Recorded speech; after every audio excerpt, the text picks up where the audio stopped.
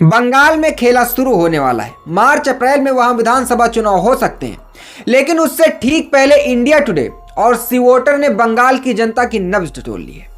सर्वे का सवाल बड़ा सीधा था, अगर आज लोकसभा चुनाव हो जाए तो बंगाल का असली बॉस कौन होगा। नतीजे बड़े ही दिलचस्प हैं। ऊपर से देखने पर लगता है कि ममता बनर्जी का किला आज भी सुरक्षित है, लेकिन जब आप आंकड़ों की गहराई में जाएंगे तो आपको भारतीय जनता पार्टी की वापसी के संकेत मिलने लगेंगे।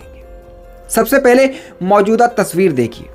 सर्वे कहता है अगर आज चुनाव हुए तो टीएमसी को 28 सीटें मिल सकती हैं, यानी 2024 में जो सीटें थी उससे कुछ कम। ममता दीदी का दबदबा आज भी कायम है, लेकिन धीरे धीरे घटता जा रहा है। वहीं बीजेपी को 14 सीटें मिलने का अनुमान है, यानी 2024 के मुकाबले 3 सीटों का फायदा। लेकिन असली खबर इन नंबरों में नहीं बल्कि ट्रेंड में छिपी है। जरा फ्लैशबैक में चलिए। इसी एजेंसी ने जब अगस्त में सर्वे किया था तब ममता बनर्जी को 31 सीटें मिल रही थी और बीजेपी सिर्फ 11 सीटों पर सिमटी हुई थी। आज जनवरी आते आते बाजी पलटने लगी।